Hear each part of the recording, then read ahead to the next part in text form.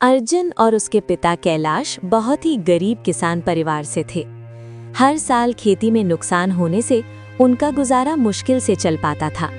लेकिन इस बार उनकी फसल इतनी अच्छी हुई थी कि खेत में लहलहा रही थी। फसल तो बहुत शानदार हुई है पिताजी। मेहनत का फल है बेटा। दोनों फसल देखकर बहुत खुश थे। लेकिन अचानक चारों तरफ काले बादल छा गए, बिजली कड़कने लगी और तेज बारिश शुरू हो गई। हे भगवान, ये कैसा रूप ले लिया। इस बारिश से तो सारी फसल बह जाएगी। कैलाश और अर्जुन अपने नसीब को कोसते हुए बारिश में भीगते हुए घर लौट आए। खाना खा ले बेटा, ऊपर वाले के आगे किसी की नहीं चलती। जो किस्मत में लिखा वो होगा। क्यों नहीं बदल सकते पिताजी? अगर मेरे हाथ में होता तो मैं सबके साथ अच्छा करता, किसी को दुख नहीं देता। हमारे हाथ में कुछ नहीं बेटा, चल खाना खा ले। अगले दिन खेत की ओर जाते हुए अर्जुन को रास्ते में एक थके हुए प्यासे बाबा विश्वनाथ पेड़ के नीचे बैठे मिले। बेटा, कहीं से पानी ला सकते हो? गला सूख रहा है। आप यहीं बैठिए बाबा, मैं अभी लाता हूँ।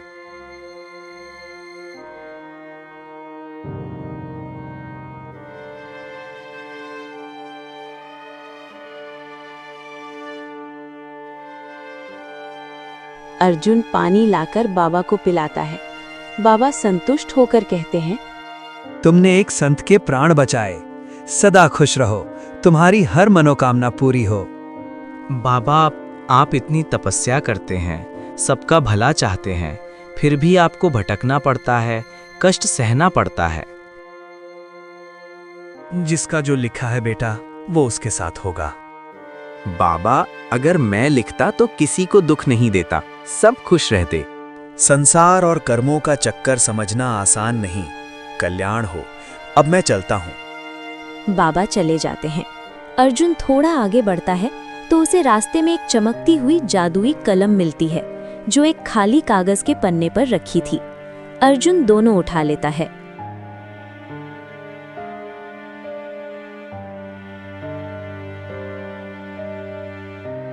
बहुत अद्भुत कलम है।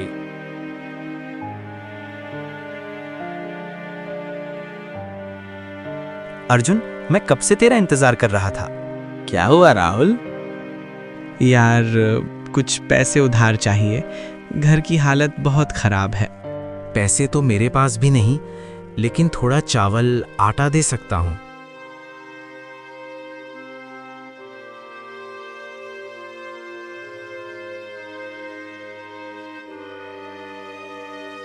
पिताजी, आज सब्जी नहीं बनी।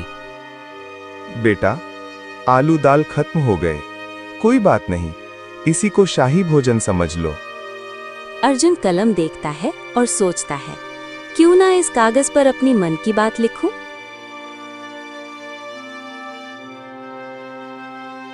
वो लिखता है, काश घर में लड्डू, जलेबी, पूरी, मटर पनीर, पुलाव सब कुछ हो।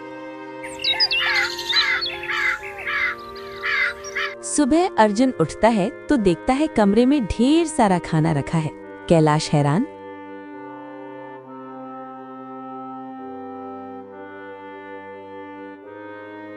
ये सब कहाँ से आया? अर्जुन कागज देखता है, वो खाली हो चुका था। उसे समझ आ जाता है ये जादुई कलम है जो लिखी चीज हकीकत में बदल देती है।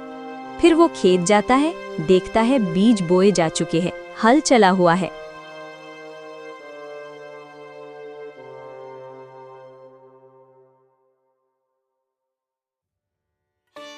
ये चमत्कार है, अब किस्मत मेरे हाथ में है। अर्जुन पहले अपने दोस्त राहुल की मदद करता है। राहुल लिखवाता है, मेरी अलमारी में ढेर सारे पैसे हों। राहुल की अलमारी पैसे से भर जाती है। फिर अर्जुन अपने लिए लिखता है, पैसा, नया महल, कीमती सामान। उनका पुराना घर टूटकर शानदार महल बन जाता है।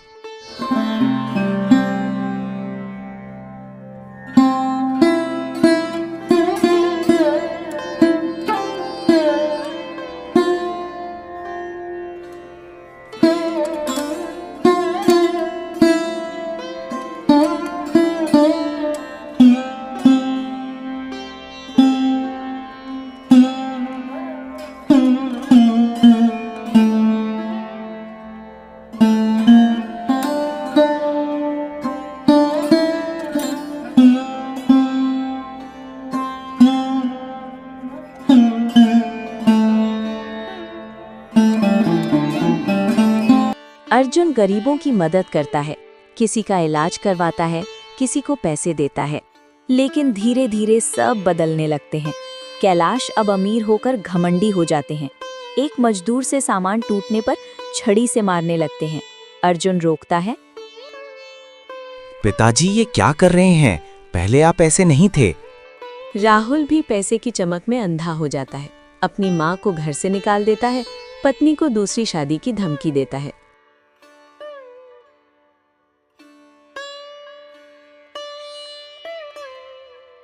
लोग लालची हो जाते हैं, प्यार रिश्ते खत्म होने लगते हैं। अर्जुन दुखी होकर सोचता है, ये सब गलत हो रहा है। वो आखिरी बार कलम से लिखता है, सब कुछ पहले जैसा हो जाए, जो भी मैंने लिखा था सब मिट जाए। सुबह सब कुछ पुराना हो जाता है। महल गायब, पैसा गायब, फसल फिर से वही पुरानी हालत में।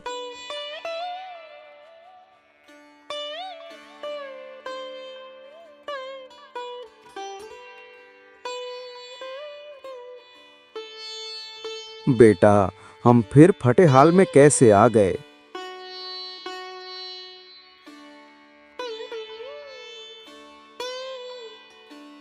सब रातों रात खत्म हो गया। जो किस्मत में नहीं होता उसके पीछे नहीं भागना चाहिए। बिना मेहनत के सब मिल जाए तो अहंकार चढ़ जाता है। दौलत ने आपको अंधा कर दिया था, इसीलिए जो लिखा था वो मिटा दिया गया।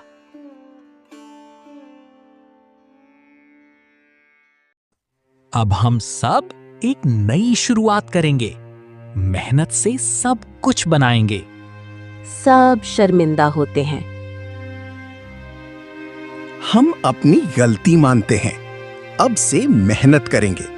कहानी का नैतिक संदेश: मेहनत से कमाया धन ही स्थायी और सच्चा सुख देता है। लालच और बिना मेहनत की दौलत इंसान को बिगाड़ देती है। किस्मत को बदलने की कोशिश से पहले कर्म और मेहनत को समझना जरूरी है।